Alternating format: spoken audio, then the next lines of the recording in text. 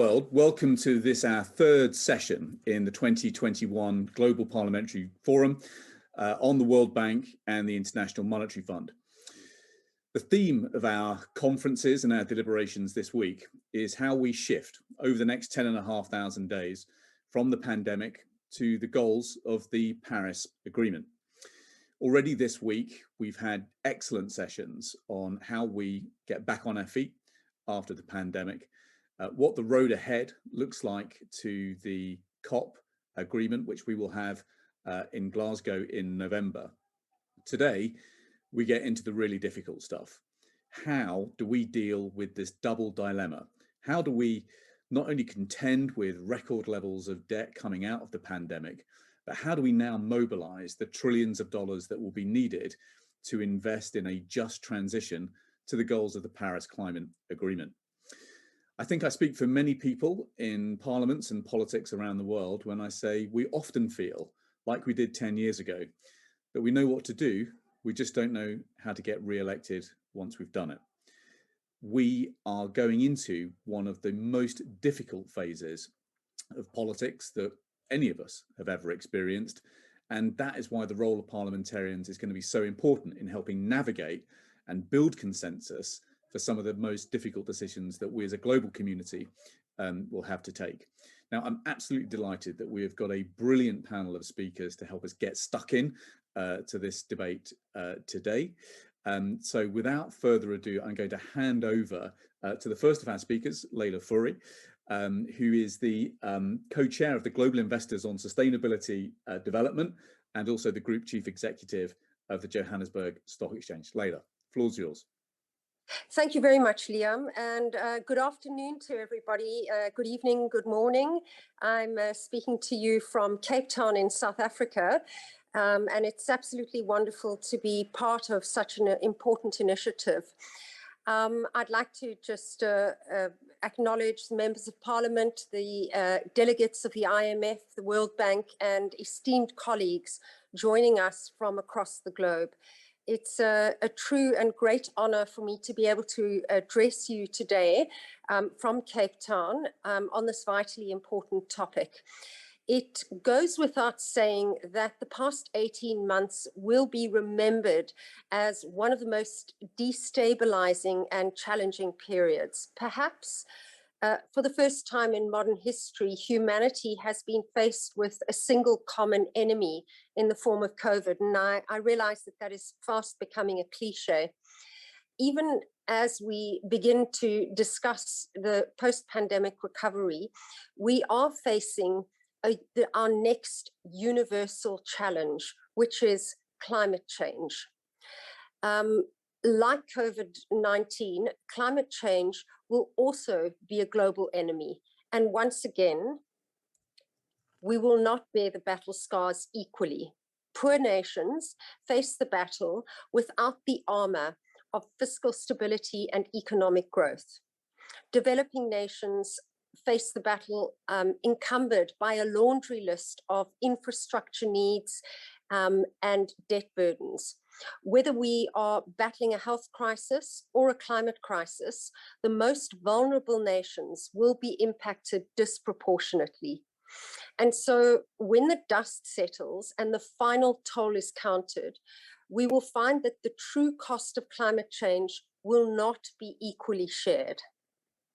For a country like South Africa, where both the energy system and the economy are coal-intensive, financing the shift to an environmentally and socially sustainable economy is particularly important.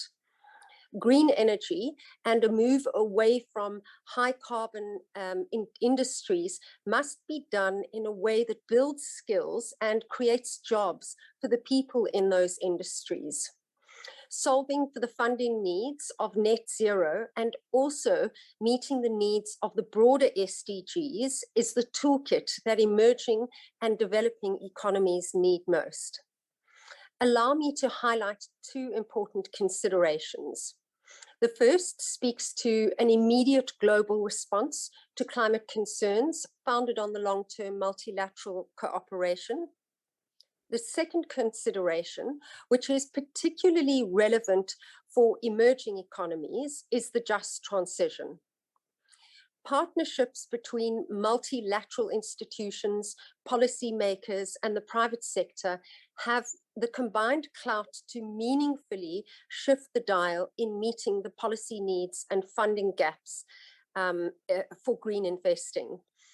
In order to do so, we must take into account the dynamics of emerging and developing economies, where often the social context is just as relevant as the environmental one. This approach places resilience and long-term strategy at the core of the response. The United Nations GISD, of which I am a co-chair, has brought together some of the world's largest financial markets players to identify and solve for SDG funding. The Alliance, together with the UN Development Programme, recently launched the SDG Investor Platform.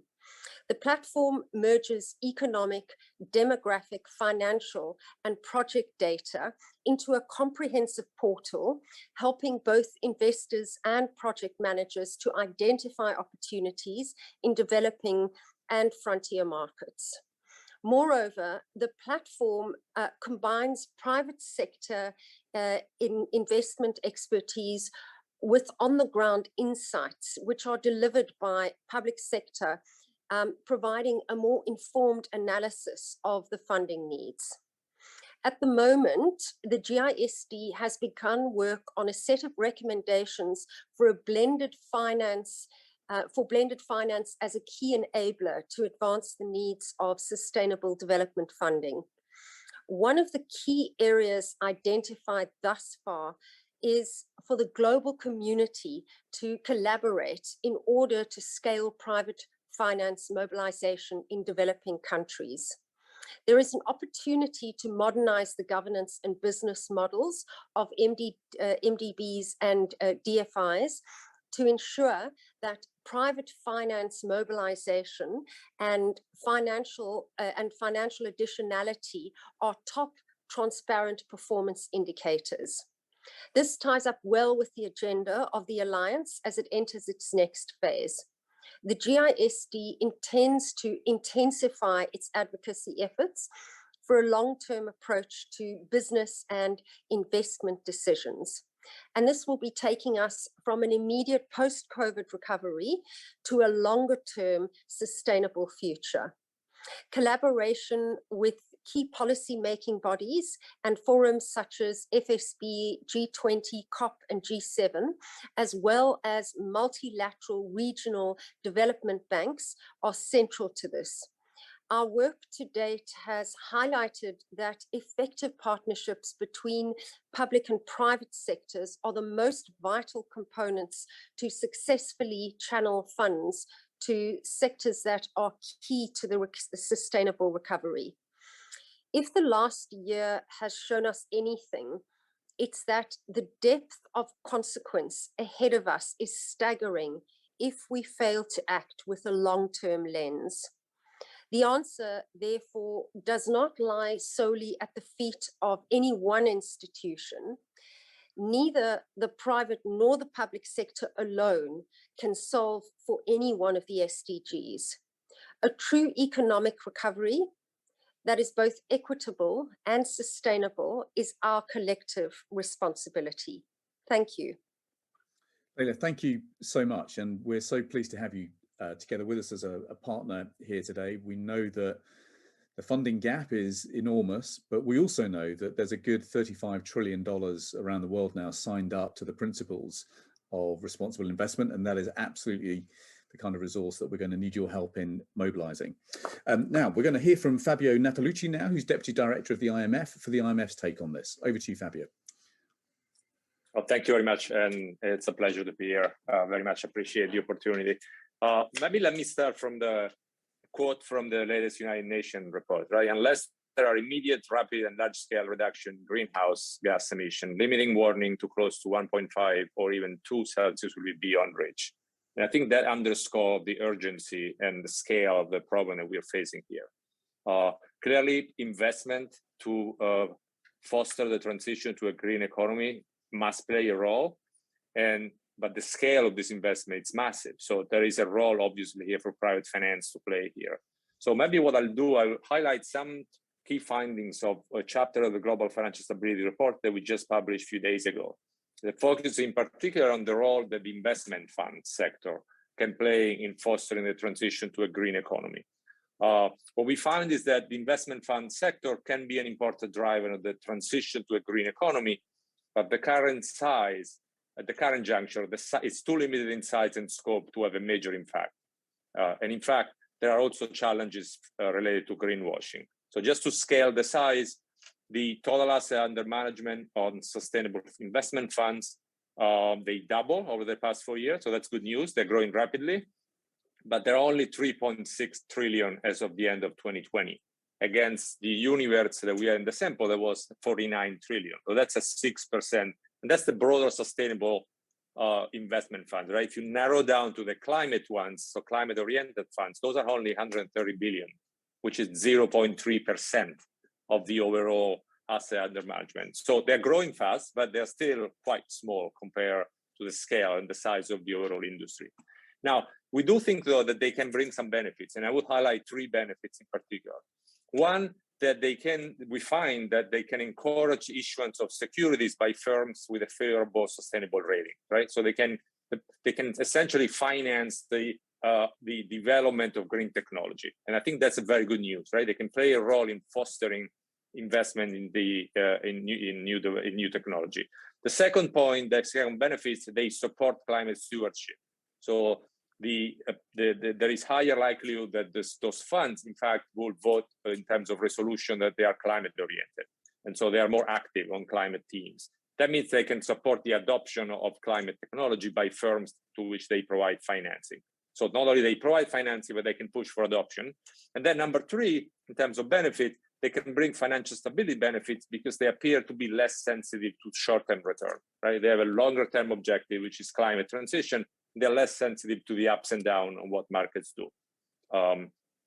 Now, there are a number of obstacles. One of them has come out in a survey that we have done of portfolio manager, is that the lack of adequate data, so granular, forward-looking, robust data, it's an obstacle. And so how to think about what policymaker can do here to foster the growth of this sector in a way that can help move to a green economy. I would highlight a few steps. One is there is an urgent need to strengthen what we have called the the climate information architecture.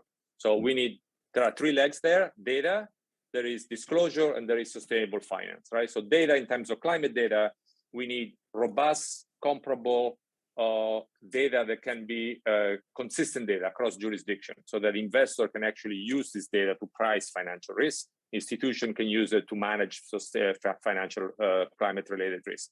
The second point is about disclosure. There is a move toward, under the IFRS Foundation, to adopt some global standard in terms of reporting and standard disclosure. And this is something to think about, whether this disclosure standard should be mandatory. And I think that's a discussion that go into COP26, and policymakers should have that discussion, whether there's a need, at least say, for example, for listed company, whether those disclosures should be mandatory. And then the third leg of this architecture has to do with what we call finance classification, including climate taxonomy. That's about speaking the same language, essentially, so that when we talk about green securities, we use a terminology that is the same across various jurisdictions. So that was number 1. The second policy recommendation is that there's a need to assure proper financial regulatory oversight to avoid greenwashing, also to manage financial risk, climate-related financial risk at financial institutions. Then the number 3, after all these elements are in place, policymaker could consider tools to channel savings through these funds, right? So financial incentive or fiscal incentive, for example. And that would help essentially to grow the industry. And these tools can be considered as a complement, though, to other tools that are already in place, like carbon tax. So they don't have to be one or the other, but it can be complementary as a part of a mix of policies to be considered. And then finally, in terms of approach, all these steps should be taken in the broader picture of fostering a climate policy that is consistent with an orderly transition. So we need to avoid essentially a disorderly transition along this path. And what can be done to do that? There are tools like scenario analysis, stress testing of financial institutions that can help enhance the resilience of these institutions. And I'll stop right there. Yeah, brilliant. Absolutely brilliant, Fabio. I mean, I have to say that we've run experiments here in the UK where we try to identify companies that are not shortchanging their workers or dodging their taxes or poisoning the planet. And we were only able to identify 26 companies because of the limitations on financial reporting. So this kind of revolution in some of the architecture for information and disclosure that you set out is, I think, absolutely bang on point. Right, at the helm of much of this debate is going to be the IFC. And we're really pleased that we have a short video message now from the new Chief Executive of the IFC, Makta Diop, who is not with us. And then we're going to hear directly from Vivek Pathak, who is the Director and Global Head for Climate Business. But let's hear from Makta first. Thanks. Hi, everybody. Hi, parliamentarian. It's a pleasure to talk to you today. It's a pleasure because I've been involved with the parliamentarian network of the World Bank for many, many, many years. I believe since the beginning of the creation of this network. The impact of your work on private sector development is immense. Laws that have been approved by the countries to improve the business climate have made a huge difference in attracting investment, not only local investment, but also foreign direct investment, which are led to the creation of jobs and reducing poverty in a lot of your countries. It's clear that without your approval, without your understanding, without your adhesion to the reform that have been proposed, nothing will happen. You are also a big source of knowledge.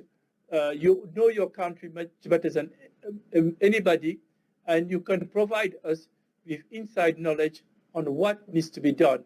And this collaboration that we have built over time has been essential for us in improving the business climate in a number of countries in which we are working. So you can count on me and all my colleagues at IFC to strengthen the dialogue, to strengthen the work that we are doing with you, parliamentarian, because without you, we cannot transform a society. Thank you very much. Bye. Excellent. That's a very clear set of messages. But Vivek, let me go straight to you now, just to add some remarks to what we've just heard from Mr. Diop. Okay, well, thank you so much, and a very good morning, good afternoon, good evening to all of you all. And I have to say that this is a fantastic opportunity for us to have this conversation, because normally when I'm asked to speak on panels, it's with fellow investors and people who think like us. And having the parliamentarians is critical because it's you all who can get this message across to the populations. It's you all who can push through reform, and it's eventually we will need your support to make all this happen. I'll just touch upon a couple of points. There's a lot of talk about COVID. COVID, fortunately, has a vaccine, which I'm hoping will solve a lot of the problems. Climate change does not have a vaccine. And climate change is irreversible. Unlike many of the other disasters that we have faced in the world, climate change is irreversible. So what do we, at the same time, we keep hearing of the trillions of dollars that are waiting to be invested in climate change, especially in emerging markets. And we keep hearing of the trillions of dollars of need in emerging markets. So I think we need to start focusing on how do we make this happen? There's clearly demand, there's supply, but today the supply is not going to the demand. And I want to spend a few minutes on discussing some ideas, some options on how we can make this happen. I think the key 5 sectors which need to be decarbonized, we all know, are energy, agriculture, food, water, and land, manufacturing, urbanization, and transport, because they account for almost 90% of carbon emissions. What we are seeing is that the private sector is going to play an increasingly vital role in bringing innovations that can transform these sectors. But at the same time, there is no shortage of capital, like I said earlier. And we've seen several announcements, and I think Leila's talked about some. We've got GFANZ, which has got, I think, $70 trillion or $90 trillion. But I think we need to now understand why is this money not flowing into these. The fundamental reason, there are two things that we need to focus on. One is that a business as usual approach is not going to work. We are not going to be able to achieve the 1.5 degrees if at the end of the day, what we're looking at is energy efficiency and we're, sort of a 10, 15, 20% improvement. What we really need is new business models which will focus on low carbon pathways. And that is going to take a lot of effort, both in terms of a different way of thinking, a lot of focus on new technologies, which is where I believe a lot of the solutions will come from. At the same time, how do we get investors comfortable? I have not come across a single climate project which was bankable, well-structured, where capital was a constraint there. So we need to focus on developing these new low carbon pathways. We need to focus on developing transformational projects, all of which is going to require a lot of capital, is going to require some amount of de-risking capital. So when we can get these projects up and running and de-risk them and make them more palatable, what we can do is then we can get the trillions of dollars that are waiting on the sidelines to come into emerging markets. Let's take the example of technology here. Today, there are a number of unproven technologies where I think venture capital money is flowing. And hopefully some of these will become viable. But you also have technologies which have been developed in the in developed countries, but haven't yet been taken to developing countries or emerging markets. And one reason is that these are expensive. They're still very high on the cost curve. So we need access to a pool of capital that will make some of these technologies more viable. And I think we've got enough examples. And you take the example of solar. When solar started out, when IFC first started investing in solar farms, tariffs were as high as 26 cents. Technological risk was high. But we managed to succeed along with a lot of our partners across the world and a lot of governments by accessing blended finance, by trying to de-risk some of the technology risks that were there. We lost money in the bargain, and I think that's part of it. But today we're actually seeing some great results. In many countries today, the cost of solar is at par with with grid parity for coal, for example. So solar has become a very viable alternative today to fossil fuels. And I think that's what we are going to need to make sure that we are all on a pathway to not exceed the 1.5 degrees here. What we also need, and I think Fabio touched upon it, is very important. We need taxonomy, transparency, and disclosure. Because a global investor is concerned about, is the money that he or she is investing, is it going to what it was actually meant for? We don't have that today. Even if you look at the green bond market, it's green bond principles or guidelines. What we really need to make sure is, I would even go ahead and say that maybe like you have 5-star hotels, you have 5 levels of green bonds, 1-star, 2-star, going all the way up to 5 stars. Because unless and until we can get there, we are not going to have this capital flowing in there.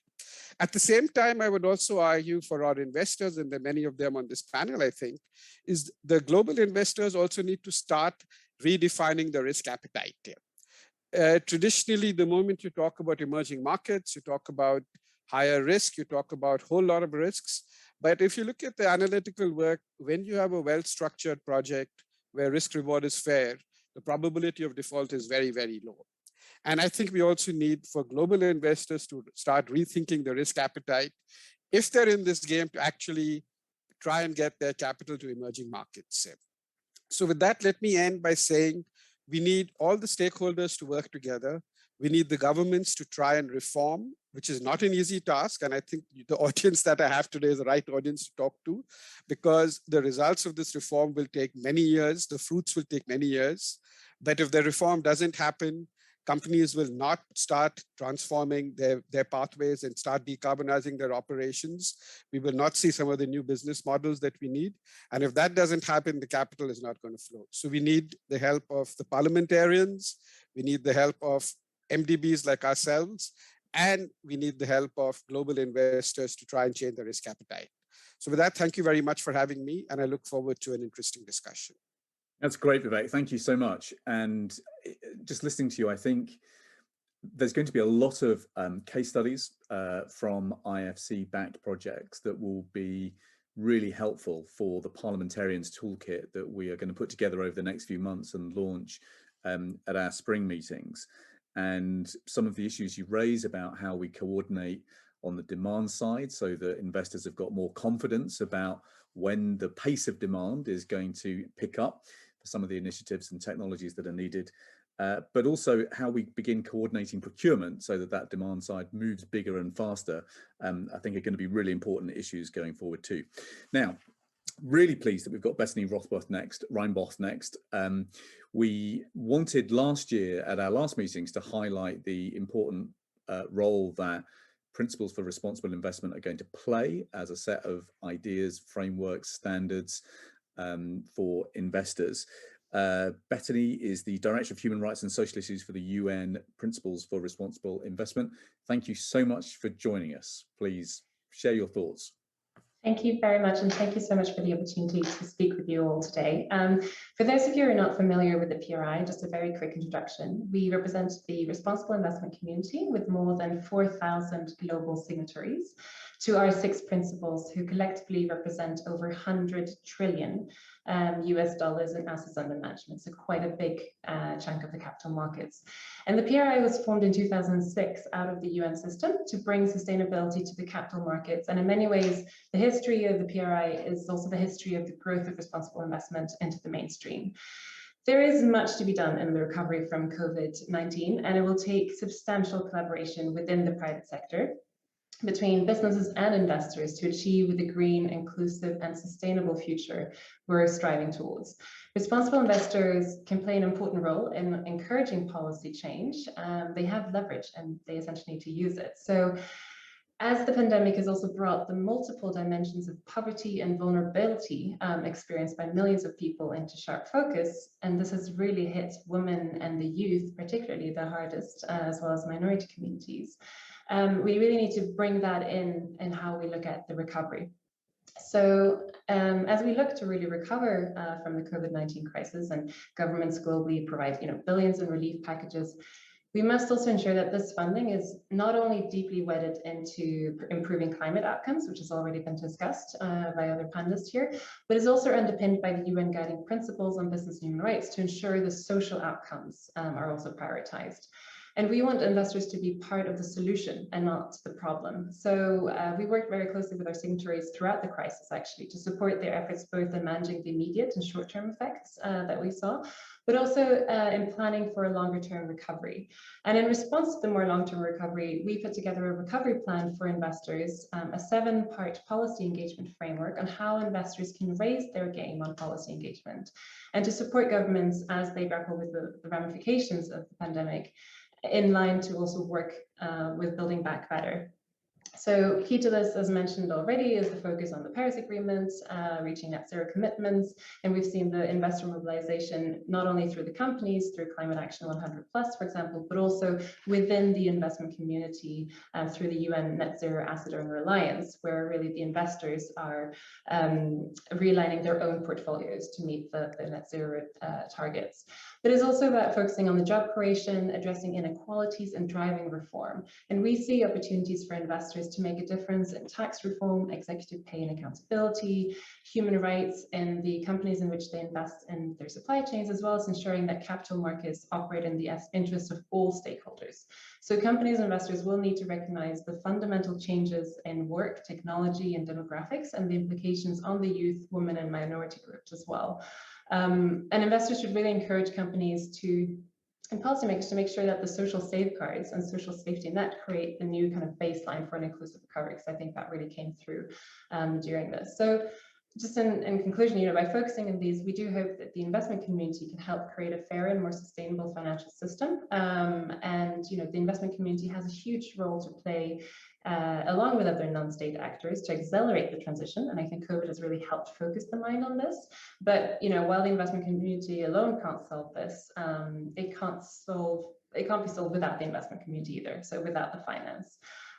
So I think to conclude, a just, equitable, and fair society where everyone can participate and reach their full potential, including women and youth, is really the social capital that societies, companies, and investors, especially with a long-term focus, rely on to prosper. So I'll leave it at that. Thank you very much.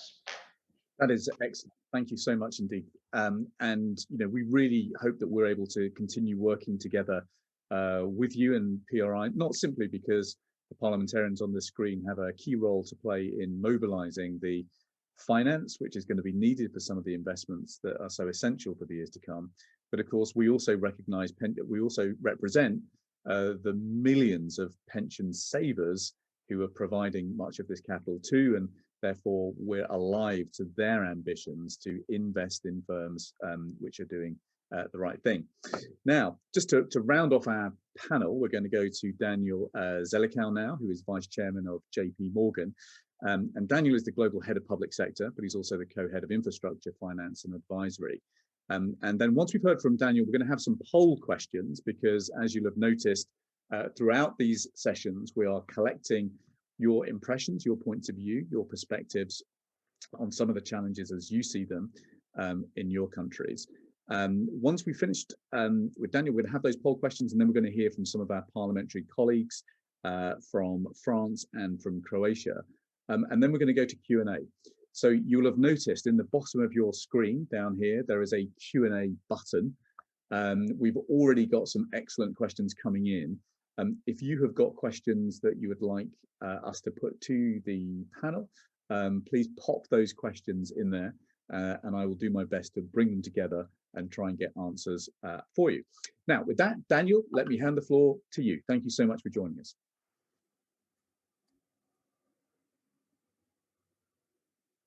Hopefully we've got that. Yeah, there we go. Yes, excellent. Welcome. Thanks so much, Liam. And thank you so much for the invitation to be here with the parliamentarians, what is for me in the morning, and also for the very thoughtful comments that have preceded me. Now, I'm going to confine my comments to just one aspect of the broad set of topics that have been raised in this session, and namely on the partnership. That is, what the official sector, particularly the multilateral development banks, can do to work better with private sector firms in support of the SDGs, whether those are carbon related or otherwise. Just by way of context, I have some experience with the MDBs as a banker to the sector for about 20 something years, but also formerly as a shareholder working for the US Treasury and as the COO of the Inter-American Development Bank. And I'm also not speaking to you as an investor, but rather as a representative of a global financial intermediary that is between the users and the suppliers of capital.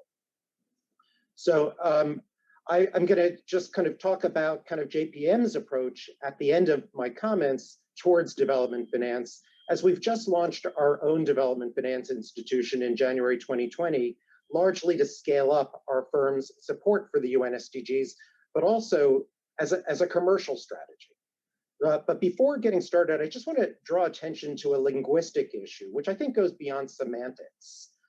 Policymakers, as well as members of the multilaterals themselves, often talk about catalyzing the private sector in support of the SDGs. But I find this phraseology can be misleading. And more importantly, it may imply the wrong emphasis for doing that very job. The truth is that for the largest emerging markets, some of which now have GDPs of $1 trillion or more and receive tens of billions of dollars in cross-border capital flows every year, the multilaterals are simply not that relevant as financial actors, whether to finance government capex or for financing the private sector in a systemic way. For context, the largest MDBs like the World Bank have development assets of a few $100 billion and disperse about $20–30 billion a year. By contrast, JP Morgan Chase alone has assets of $3.6 trillion. And we lend or arrange several $100 billion each year to emerging markets, including, by the way, in Africa, where we're very active. So, who needs to catalyze who is my question. So my point is not to downplay at all the importance of the MDBs in supporting the pursuit of the SDGs in the developing world. My point is that insofar as leveraging the footprint, skills, and capital of big firms like us in the private sector, MDBs and official institutions more generally need to understand better what the product gaps are in the market, what our pipeline look like, not just us, but other big firms or smaller firms, and how we work. Let me give a few examples. So the ability to borrow long-term dollars is not a product gap for most emerging markets, which have easy access to capital markets.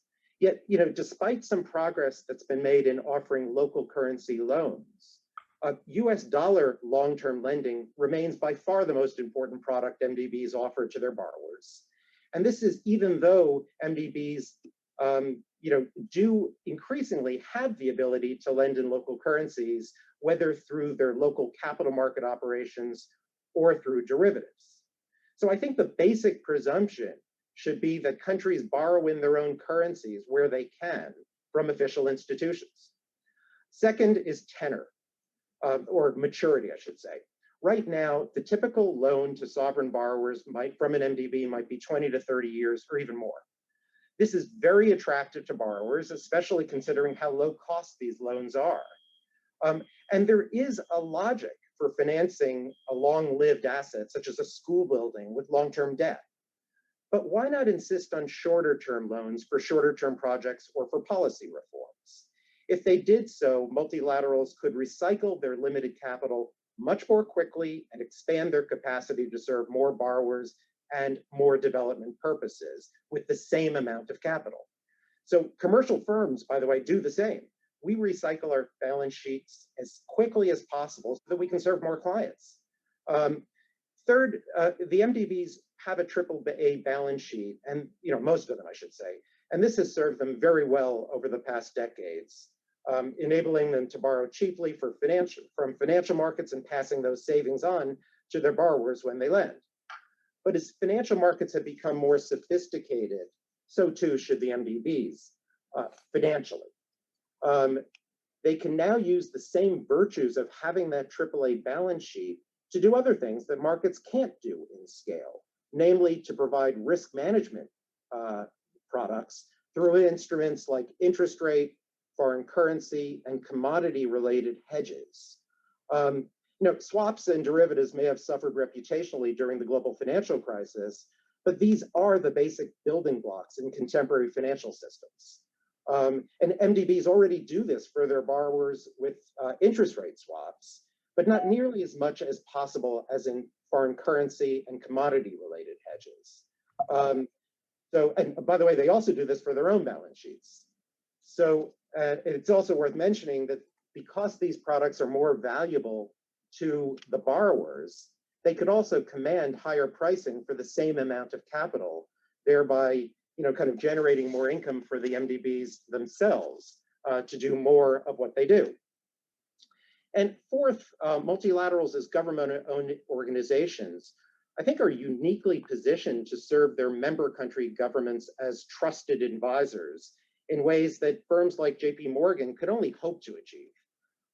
Yet right now, the great majority of MDB advice giving is really driven by their lending programs rather than the broad development needs per se.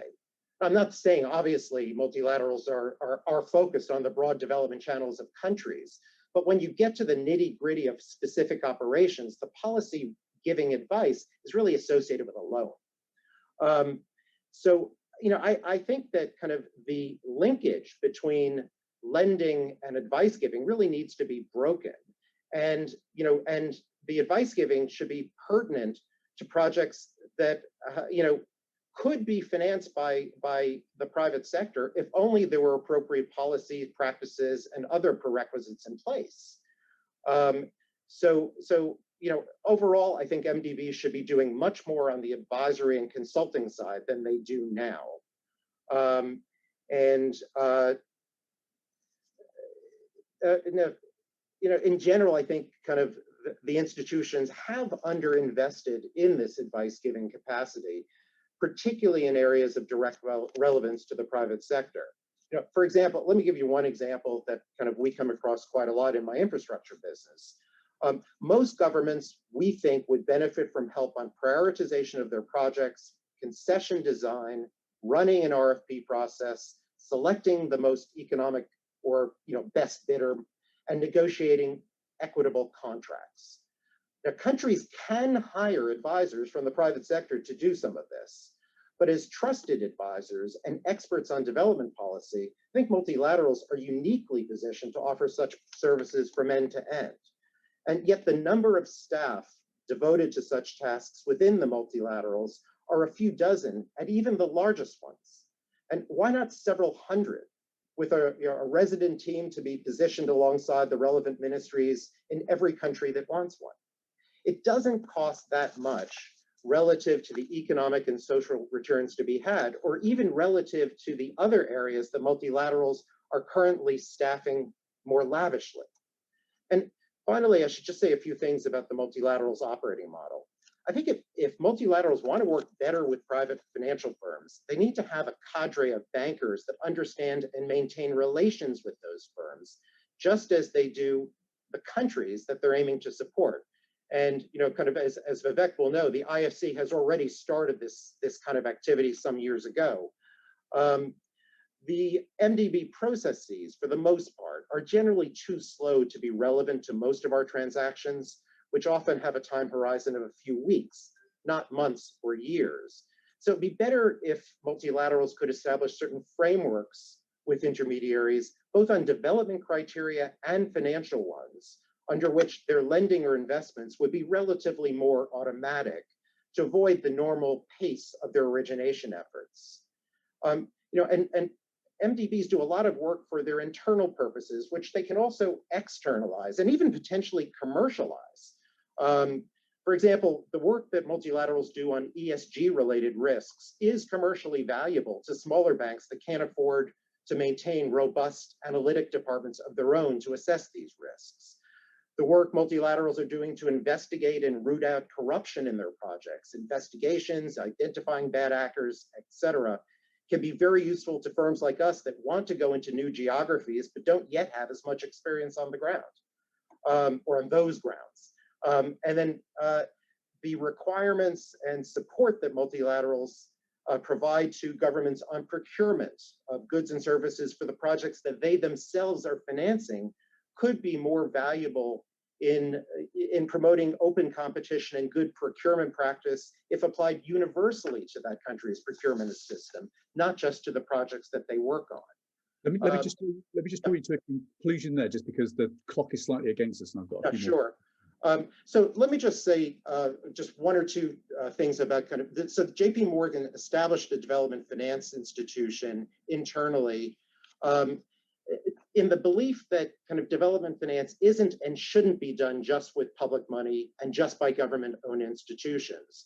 So what we did is we worked very closely with first with the IFC, then with other multilaterals to develop what we consider to be best of class criteria for doing development finance, but applying it to our much broader range of products and services. And the idea is threefold.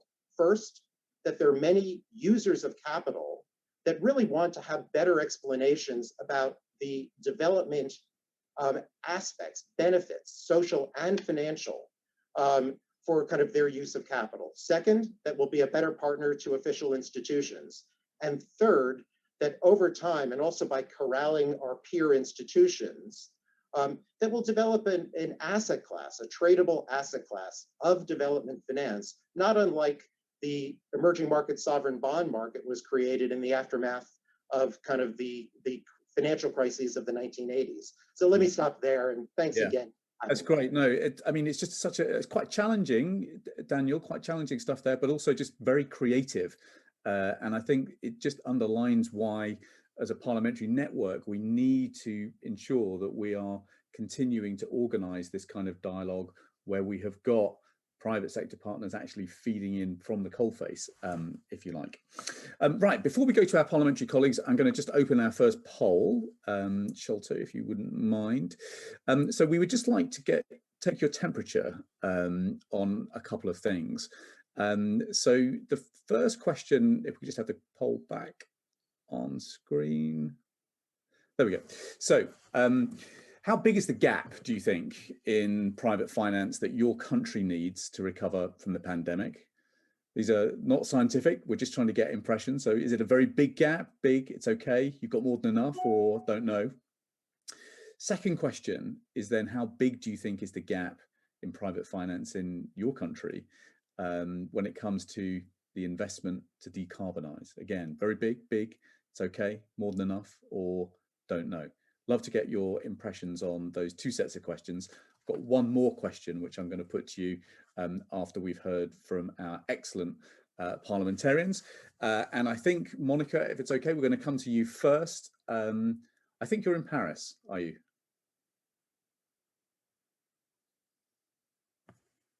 Bonjour, alors il se trouve, je ne sais pas si vous m'entendez.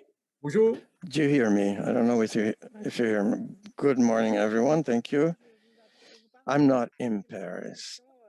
I am in my district in Arles, south of France. I just arrived this morning. I'm very happy to be able to participate to this debate today. And I would like to thank Liam. May I continue, Liam? Please, floor's yours.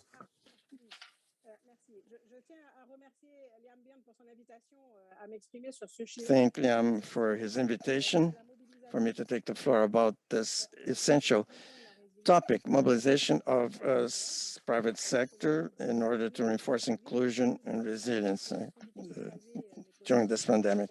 I would like to greet my other parliamentarian colleagues, and I salute all the participants. And we know that in a market economy, the private sector plays a key role, but COVID-19 also attacked the health of companies and also families. And we, the private sector, for instance, lost a lot of money with this. Although in France, we have not seen our purchasing power attacked by that. We had learned during the 2018 crisis, and the government took measures to save the banks, but didn't do enough to support the economy from the effects of the crisis. And COVID-19 showed us the weaknesses of our economies. Therefore, we must create a favorable climate for a private investment. And this is the role of political deciders. For instance, we have developed, we invested more on the railways, for instance, for transport merchandise. It's a good and ecological transportation mode, and to make freight more competitive through public investment is a good idea. Public investment calls on private companies to invest with the state for the ecological transition. Same thing is done for renewable energies, which is something France wants to develop in closing carbon coal plants, for instance, and increasing production from renewable energy. We are in cooperation with international organizations to develop private investment in Europe and the European Union, and we think that's very important. And the reaction against COVID-19 was very strong with a European recovery plan. Many billions of dollars in France come from European funds, and we may use this money for projects that we have. So that has allowed us to relocalize certain industries. In my district, for instance, there was a help for this recovery plan that will allow a company to create new production lines and a center for research and development to green its production. And it's 50% of the investment is public, 50 private. So this is an example of the partnership, the well-balanced partnership between public and private, and the results that it can provide for. For instance, it's a positive result. And I talk about balance because there were some PPP, there were detrimental to the public sector. Agreements that were more favorable for the private investor than for the community where it was. The infrastructure that's done by a company, it's good for the people, but the public sector paid too much for that. And there was excessive costs, and therefore the money could not be invested more for the community. The difficulties now, I think private sector must contribute more to the economies. The commitments taken by G20 based on the OCDE talks about a minimum threshold of tax for companies to avoid false competition as a result of the political economic situation that exists. We have the GAFA tax in France for the big digital companies. Digital companies are richer than some of the states, and so they must pay taxes there where they make their profits. I think that's part of a form of a private-public coordination, stronger to benefit all. Of course, political deciders have to play their role in terms of these investments. I would like to say something about the results, the social results of policies there are that aim to reduce carbon emissions, for instance. Reduction of emissions is the more important objective that we must reach. The European Commission announced that they have 12 proposals, promising proposals. For instance, not selling combustion motor engines after 2025, that the companies also buy rights to pollute. So this market will also include heating of buildings and transportation. But if we don't prepare the communities, society, and populations, we don't take them on board for this climatic transition, this will be counterproductive on the social plan, because it would be difficult to implement all that. The climate NGOs say that. So we must find this balance. The regulations must be in agreement with the private sector, so that is encouraged to invest in the ecological transition, environmental transition, instead of creating difficulties for companies, create unemployment, and also be an obstacle to the collective adhesion and buy-in of these projects. In terms of aid to development, assistance to development, for instance, France is strongly committed. We have a new law that was passed recently, and it provides for the fact that that 0.55% of our engagement will be done. So the means that there'll be more involvement in the private sector in this development project. No, private and public sectors depend on each other. Private investment is more effective when there is public support, and the cooperation between public and private is essential to create a greener and more resilient society that will better resist climate change. So we in Parliament, we have a very important role to encourage private investment and to make sure that this interdependence between public and private is maintained and represents the general interest of all. Thank you. Great, Monica, thank you so much. And what I loved about your presentation is how it drew out some of the realities that we as parliamentarians and politicians have to deal with, like all the complexities around procurement. And you made the point that investment is mobilized through tax, through incentives, and through regulation. And sometimes, you know, the more that we can do through incentives, you know, the less heavy lifting has to be done through tax and regulation. But those things are facts of life as well. Thank you for drawing that out. Right, we're going to go to Croatia now. Anita, hopefully you're on the line to share your points of view with us. Okay, yes, I'm here. Hi, floor's yours. Good morning, good afternoon, good evening to everyone. I'm speaking from Croatian Parliament in Zagreb, Croatia. Honorable Liam Byrne, honorable colleagues, ladies and gentlemen. First of all, let me thank the organizers of this important event for the kind invitation extended to the Parliamentary Assembly of Mediterranean, which I have honor to represent today. Parliamentary Assembly of the Mediterranean, PEM, is the organization representing the parliaments of 34 countries from the Euro-Mediterranean and Gulf region. Parliamentary Assembly of the Mediterranean has a prominent interest in the subject we will discuss today. We have devoted a number of events, interactions among our members, and formulation of policy papers on the need for our parliaments to do more in order to secure a role for the private sector and financial institution in the post-COVID-19 recovery. Dear colleagues, I believe that we can all agree that as parliamentarians, we need to be more proactive in creating a proper environment for the private sector and the financial institutions to play their respective roles in current global efforts to recover from the pandemic. The issue is how and for what.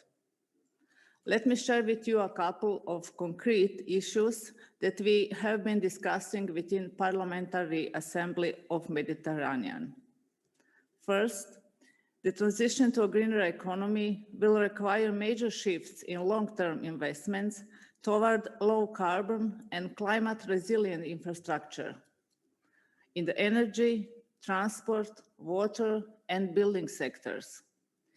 In the face of increasing strains on public funds, private investment will be needed to meet part of the growing infrastructure needs. Second, most green investments require a long-term commitment, sometimes up for 40 years. Public intervention in partnership with the private sector in this type of investments is needed because the private sector is often looking for a short-term investment, normally with a maximum duration of 8 years. Dear colleagues, how do we address all these key issues? The answer, in my view, is that public authorities, including the parliaments, must create conditions that foster confidence in order for private financial players to invest in the ecological transition. But how?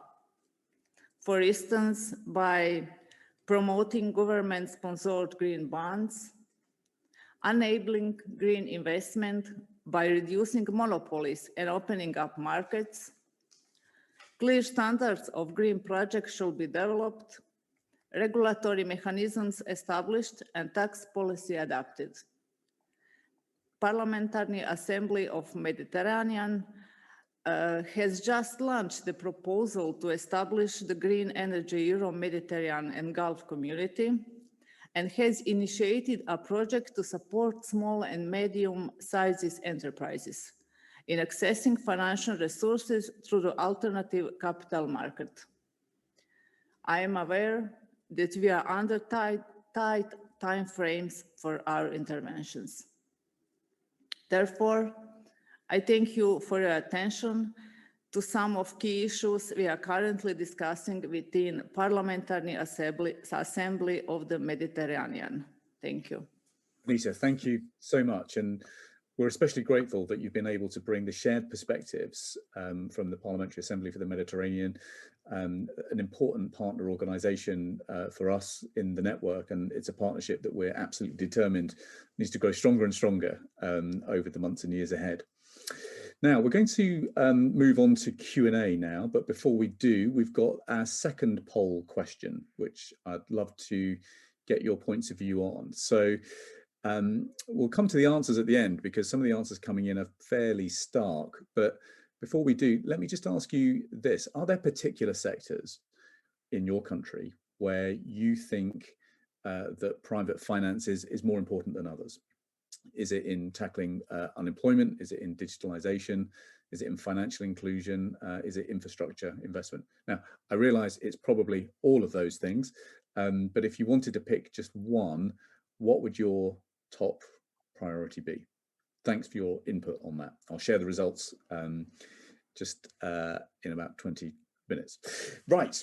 We're going to go to questions now. Thank you for all the excellent questions that have come in on the Q&A.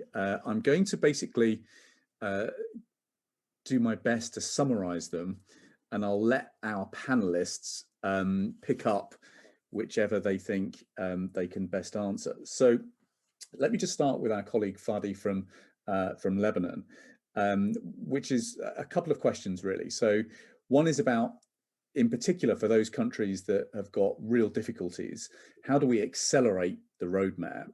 But second, how do we create better vehicles that match private investment and the public need for things like infrastructure investment? We do lack some of those intermediaries at the moment. What do we do in order to help create them? And what is the role of public regulation in creating some of those markets? Our colleague then, Senator Khanzada from Pakistan, then poses a really, really important question, which is, how do we make sure that global investment flows not simply into those countries that have got high levels of carbon emissions, but into those countries that just need the financial resource, but may, in the scheme of things, be emitting quite a small fraction of global emissions. And then our colleague, Honourable Raja Faraj from the Shura Council in Bahrain, poses this question about how we ensure, again, that private sector regulation of markets is in the right place to encourage private sector investment quickly enough. How do we make sure, in addition, that we have needs-based financing for least developed countries? How do we, in other words, make sure that we have global financing that is more equitable? So, Daniel, I'm going to start with you, if that's okay. If you could just give us a couple of minutes on any reflections on some of those questions that have come in. I'm basically going to wind my way through the panel in reverse order, if that's okay. Sure. Well, thank you very much. They're very good questions. I don't have really good answers, but let me just say first to kind of the parliamentarian from Lebanon. I think the first order of business in attracting foreign investment is having a stable political and macroeconomy. The most difficult thing for private sector investors to get over are not risks per se, but risks that cannot be calibrated, largely because they're due to political or kind of regulatory interventions that just can't be foreseen. So the private sector is good at assessing economic risks, financial risks, and the market is what it is. It's going to demand a certain return given a known level of risks. But what it's bad at are the unknown unknowns. And so that's, I think, where kind of the official sector is best poised to intervene, partly because most of the official institutions are owned by other governments, so that there's a particular kind of insider's advantage in kind of having the right policy dialogues, but partly because the official sector is simply more comfortable absorbing those kinds of unfathomable risks. And so that's why you see, the further down you go the credit curve, the more official sector involvement there is in supporting a particular transaction. Let me also just say one final thing on the question of projects to be financed. I think it's important to take on board that investors or intermediaries, that is firms like us, as well as say the BlackRocks or PIMCOs of the world, are not project developers, they're investors or intermediaries. So at the end of the day, there needs to be a project that's developed for us to find financing for or to structure financially. So it's not our job to kind of develop the project, it's our job to find investors to finance it. And that can only be done when all the essential elements for a financeable project are in place. Yeah, very, very, very helpful. Bettina, what was your take on some of those? All of them are very good questions. We don't ask. I was going to say, I'm not sure if I'm able to actually answer any of them, but I think, following on from actually what Daniel was just saying now in terms of the role of investors, I think, we represent the institutional investors, and institutional investors have a very long-term horizon, as I mentioned, and key to that, they're universal owners. So meaning, they're having such a widespread impact on the economy. And so, all of these issues will essentially impact their portfolio. And looking at it kind of in specific kind of certain vehicles of matching that, or even seeing, like the infrastructure and renewable energy, seeing that actually 86% is financed by the private sector, that is really key. But we need to make sure when we look at it that it really has that more holistic approach. And I think some of the challenges to date in any recovery, and also more in terms of the development finance, is seeing maybe the two a little bit disjointed, kind of seeing the climate change transition in one and kind of the just transition in a second bucket, and actually combining the two and understanding the holistic side of it. Two things I just want to kind of highlight maybe from my perspective in an attempt to answer some of these questions, which I realize I'm not really doing, is really this shift also for institutional investors of looking at investments not just as kind of risks and return, but actually that investments have a positive and a negative impact and outcome. So really that shift towards the more kind of outcome thinking, which is something that we do at the PRI. I'm really trying to move that in terms of the tools and the ways investors can tackle some of these really complex issues of how do you bring in the SDGs, the financing the SDGs agenda with the more kind of fundamental analysis at risk and return level at fundamental sectors and asset classes, to the roles and investor levers that investors have, whether it's through corporate stewardship or through policy engagement, or through kind of just cross collaboration within the investment community, but also with other non-investors, stakeholders. So yeah, I think I'm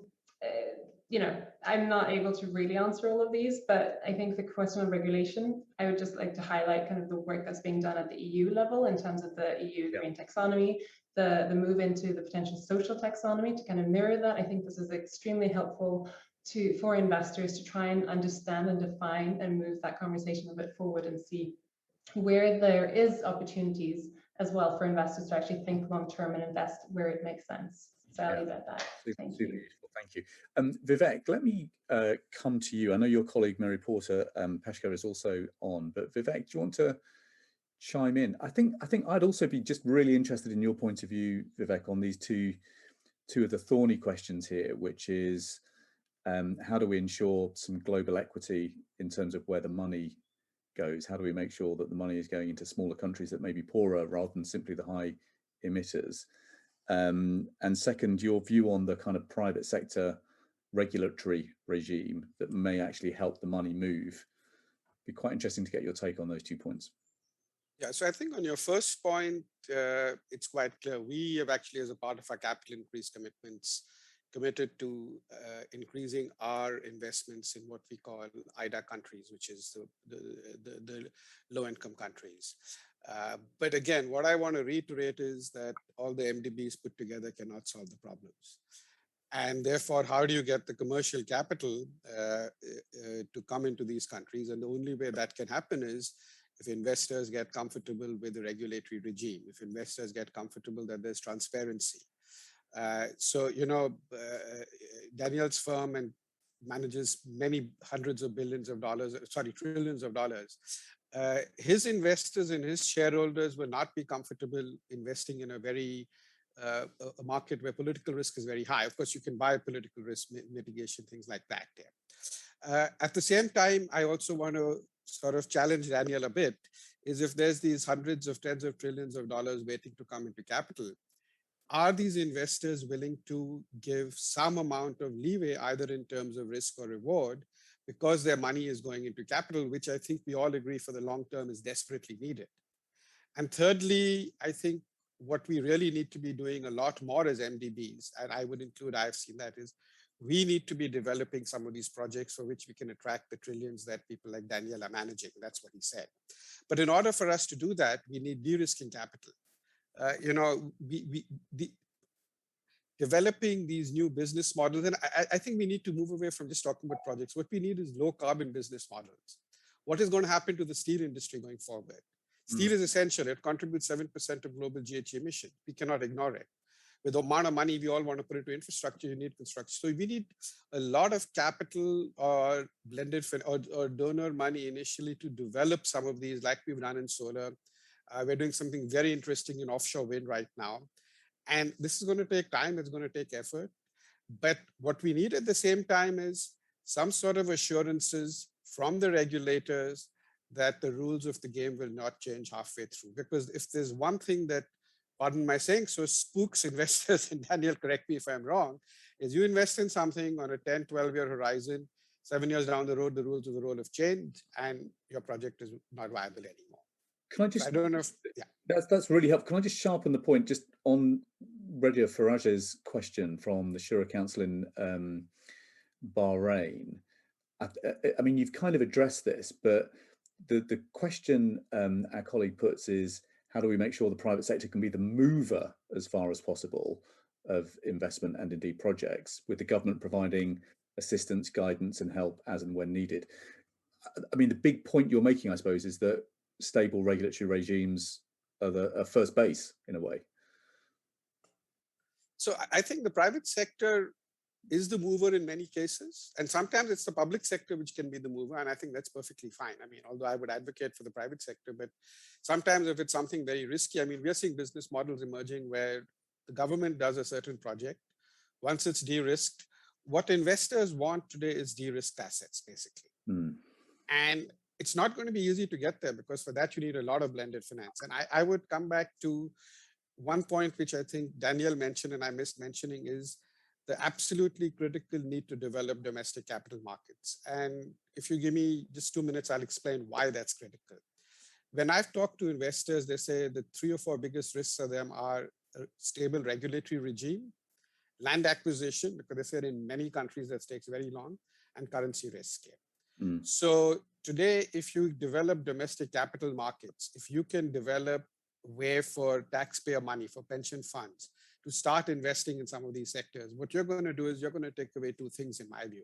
You're going to take away currency risk, which is huge. Having worked and lived in emerging markets all my life, I haven't come across too many currencies that have appreciated against the dollar. So ultimately, somebody is paying the price of that, of currency risk, I would argue. Second is the probability of a government or a regime going back on what they've promised investors is a lot lower if it's domestic capital. If their taxpayers' money is invested and taxpayers start to lose, their pension funds get impacted because of a change in the regulatory regime, I think the probability of that risk becomes lower. So I would really say that what we need to collectively work on is developing domestic capital markets, because that is really, I would say, it's not a foolproof solution, but that is one big pot of money which is not coming into the space today. Yeah, no, that's really helpful, and that helps answer Sevdet Yilmaz's question as well, which is about what is the role of public regulation in this story. Fabio, can I come to you next, please? What was your take on these questions?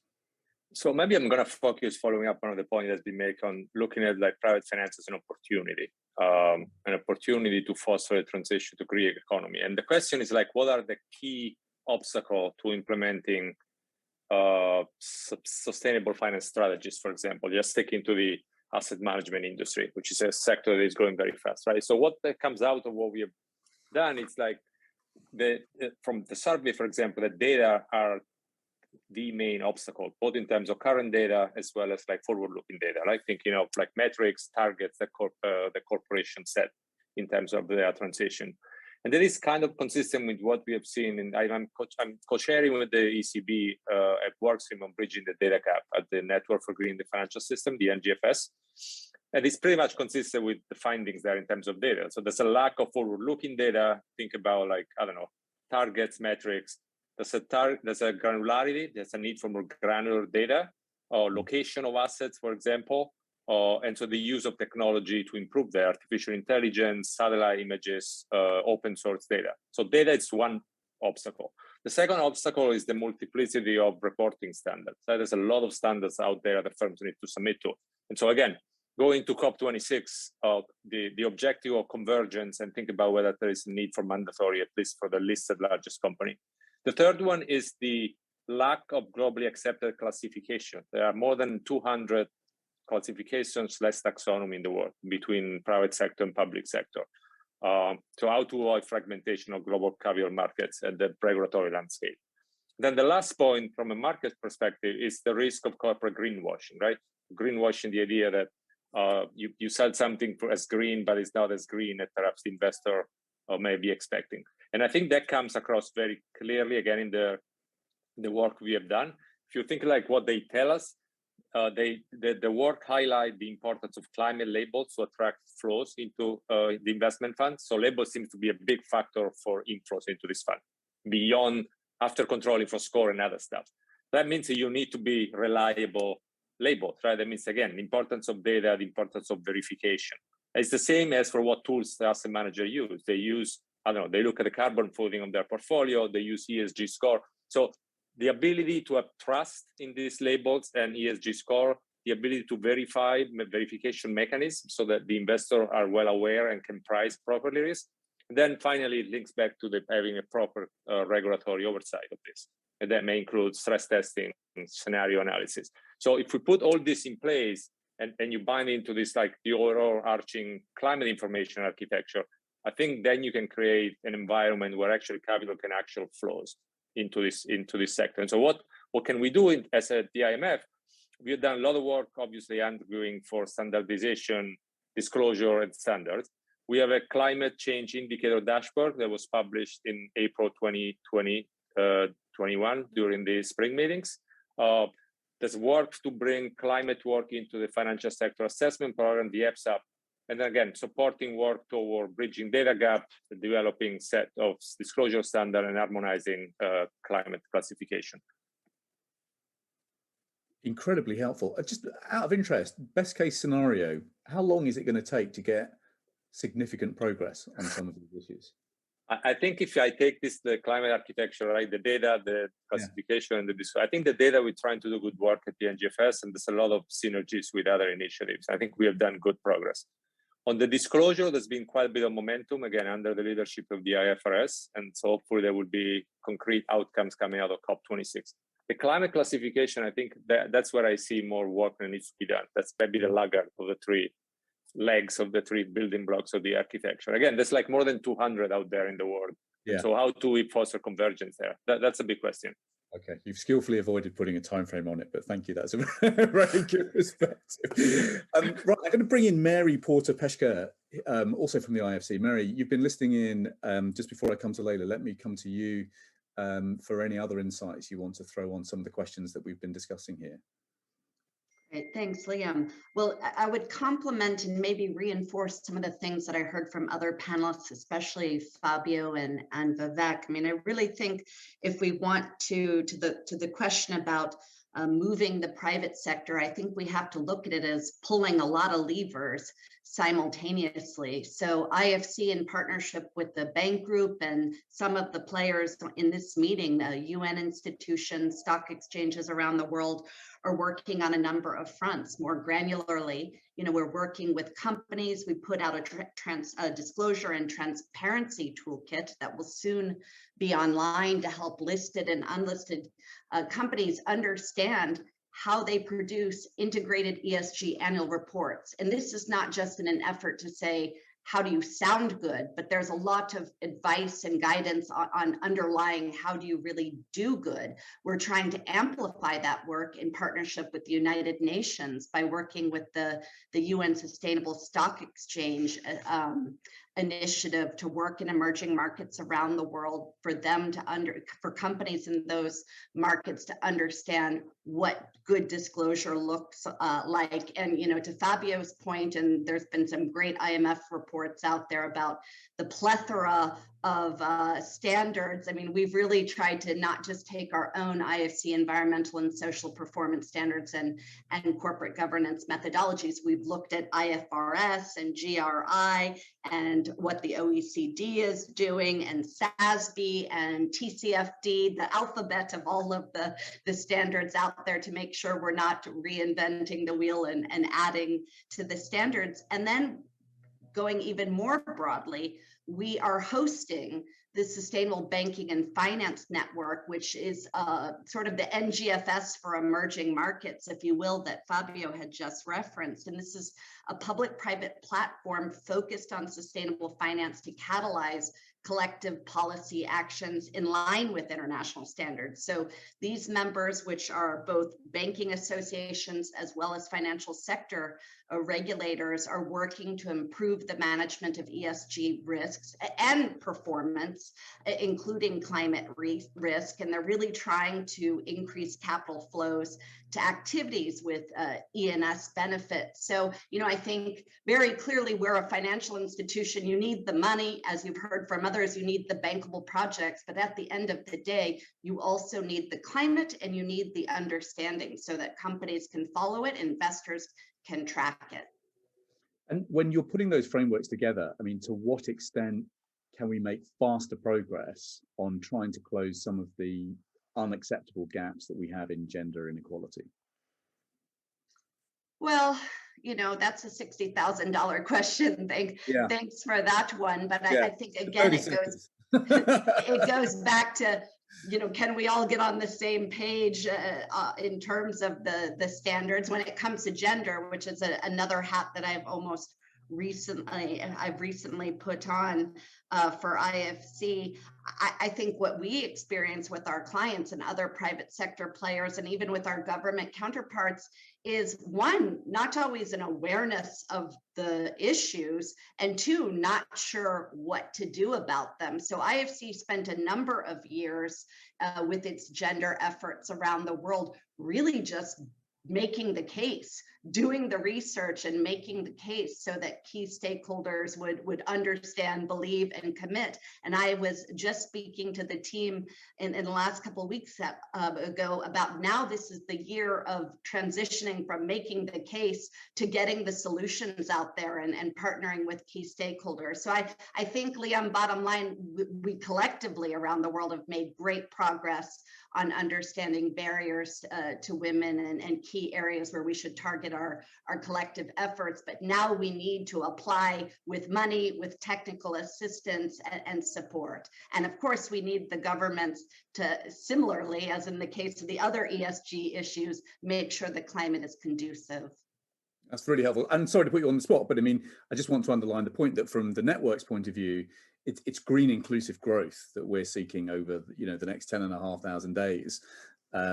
So a framework that it just works for climate kind of doesn't work for us, because actually we've got other goals to hit as well. Later, if I may, let me come to you to just try and quickly wrap this up. Any observations that you've got and you want to throw in, love to hear them, and tell us what you're hoping for from Glasgow.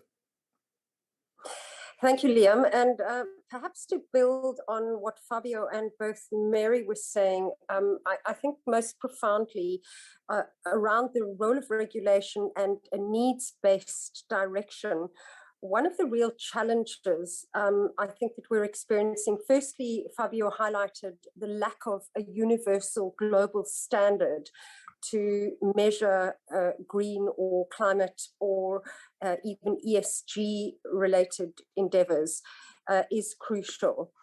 In addition to that, what is most concerning as a developing nation is that many of the regulations that are created are done on a global level and don't take account of the contextual dynamics in each country.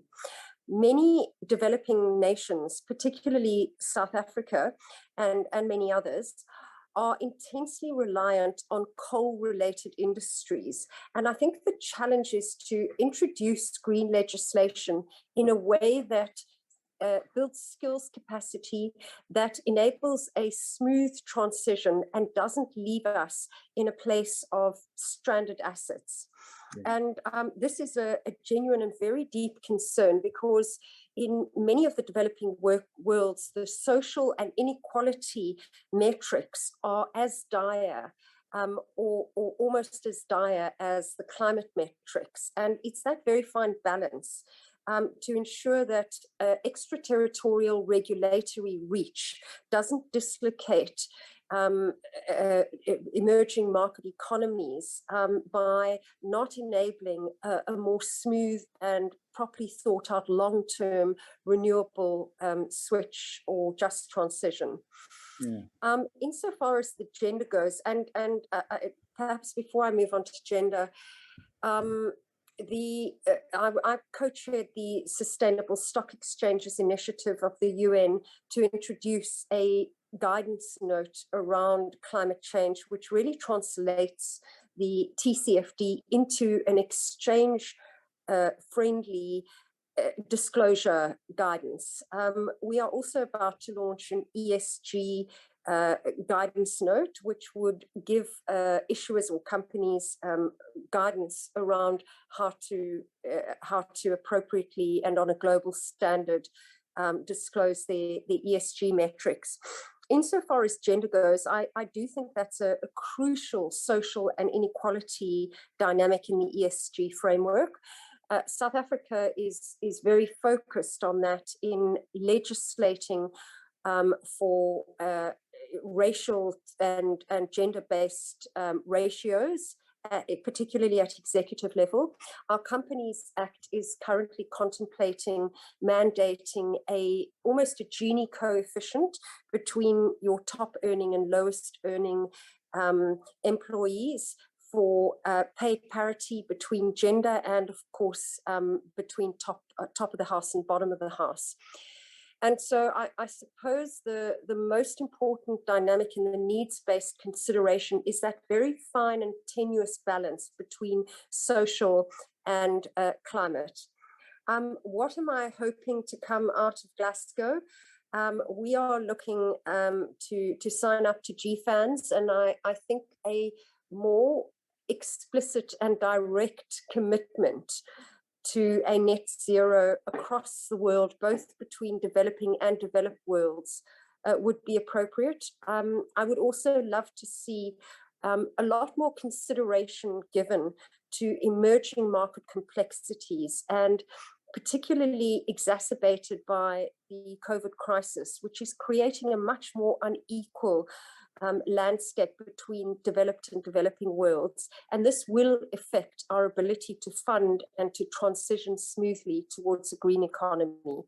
Yeah, really, really helpful. Monica, let me come to you for the final word, if I may, and then we're going to have our poll results, and then we're going to hear from our visualizers. Monica, over to you. Merci beaucoup, Liam. Alors, moi, je voudrais simplement intervenir. So I just wanted to speak about what was said pertaining to private investment. I'm not in finance myself. I'm a congresswoman who is legislating in Paris, but I'm a lot in my district, in the field, and talking with the economic stakeholders. And since COVID, it has been important to transmit their messages to the decision makers. But what I've learned in my past life, since I come from civil society, is that in terms of private investment, if we talk about an emergent market, the country needs to have a project. And if that country can offer clear regulatory conditions, political stability, as Mr. Patak and others have mentioned, that you don't have crazy inflation from one day to the next.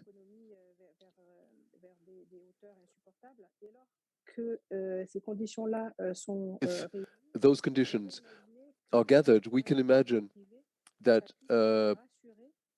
public partnership would reassure private investors as to the fact that to invest in that market could be profitable and that the risk has been taken into account. And in my mind, I might be wrong, but I think it's also it's an issue of push and pull. You can push when you have a project, but and we do this in Europe, in France, we have agencies that do marketing to try to find investors, private investors, to come set up projects in our various districts. So to go towards those who have the means or who can develop a project, present our assets and say, well, if you invest in our region, if you want your industry, set up your shop, your plant here, this is what you will be entitled to. This is what you can benefit from if you come here. In investments, you have private companies and you also have pension funds. That was also mentioned. So my question, and this is a personal reflection, if you will, when it comes to pension funds, I'm wondering what's happened. Just because one invests, it can't just be on financial return. That should not be the only condition. So the idea then should be to say, well, you need social responsibility of the company's job creation, wealth creation for the immediate surrounding. And this should also maybe the right equation should be found as to what role this play, what weight the social dimension should have, and of course, while respecting the environment. So I just wanted to make these few comments, my own thoughts that I wanted to share with you. Thank you. No, I think it's really helpful, because I think one of the messages that we need to send from this session today is that so much more help is needed on project structuring. I mean, the district I represent is the most income deprived in my country.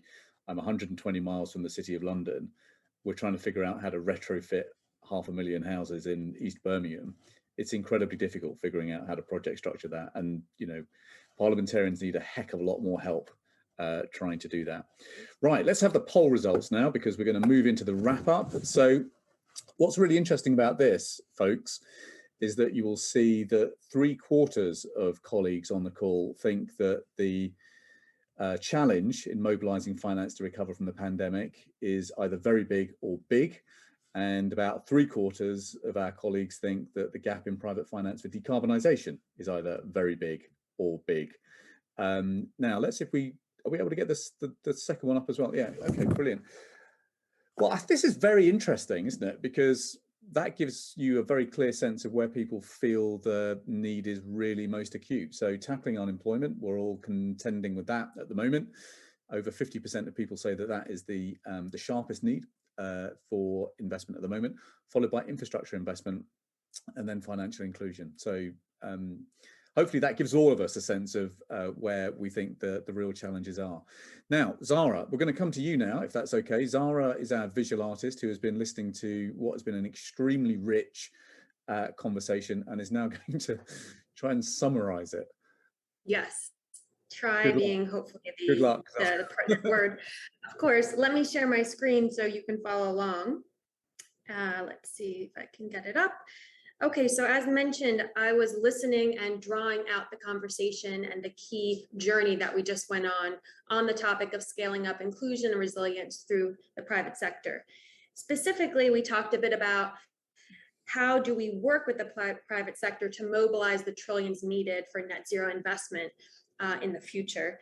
And we talked about how it really takes both countries and the international community in partnership and in balance with the private sector to do this. We first spoke a bit about in the short term, kind of what can be done, what are the actions? And I heard a lot about developing needs-based projects, which was just mentioned here, you know, needing help in that development phase, doing that first and letting that be the basis for the investment and the ask of the community, you know, later on. That includes pairing on the ground insights with investment expertise and considering the social context and needs of each of your countries.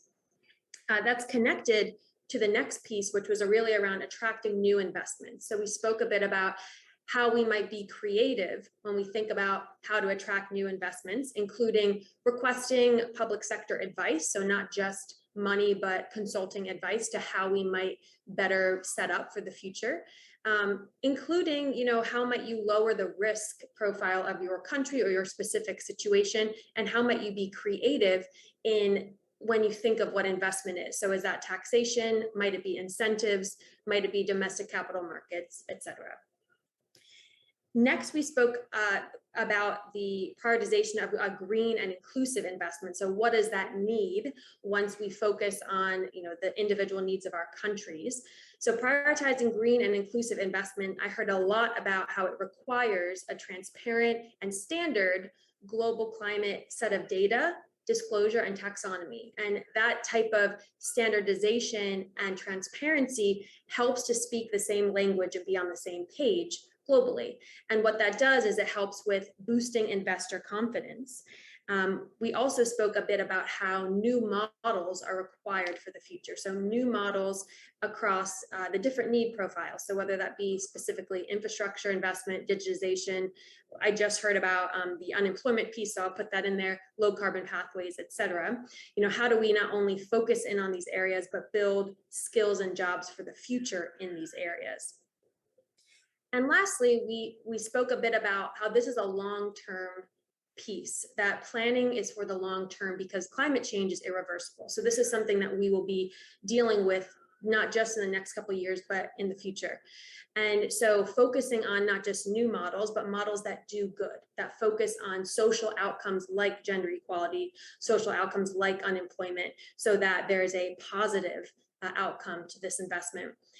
That will require things like regulatory oversight to prevent things like greenwashing, as well as using responsible investment principles. So again, focusing on that long term instead of a short fix will help this be more successful for the human at the end of this policy. So with that, Liam, I'll hand it back to you, and I'll share that this, as well as all the other drawings from all of our days together, will be provided to you, at the end of our time together. Thank you. Zara, thank you so much. I'm probably not the only parliamentarian on the call today who has had to wind up a parliamentary debate, which is where you normally have to kind of try and summarize everything that you've heard over many hours of debate. One day we will have visual artists in the chambers of our parliament providing the kind of skills that you've been able to share with us today. Thank you so much, Zara. That was brilliant. Now, just 3 points from me to wrap up. The first point is to ask you to please join us on Monday for the fourth and final session of our Global Parliamentary Forum with our leadership team from the World Bank and the IMF. We'll be with Kristalina and David Malpass on Monday at 11 a.m. Washington time. So we would love to see you there for that final session. Second, please do the survey. We have a little survey that helps us make sure that the forum is as good as it possibly can be, and is really kind of meeting the needs that you have. So please join in on the survey. Let us know your thoughts about what was good, what was less good, and what needs to improve for the future. And then finally, please join me in saying a huge thank you, not just to the translators, but to the amazing World Bank team, to Sholto, Malod, Kofi, Blythe, Melinda and Amy, and all the IT staff that have helped us create this extraordinary virtual space, and to Elizabeth from the IMF. We couldn't have created these events without that extraordinary team, and to our fantastic network organizers, Gagana and Philippe. Thank you so much, everybody, for giving us such a rich session today. Thank you so much for joining us and making this week so successful. Have a great weekend wherever you are, and I look forward to seeing you for our town hall with Kristalina and David on Monday. Bye for now.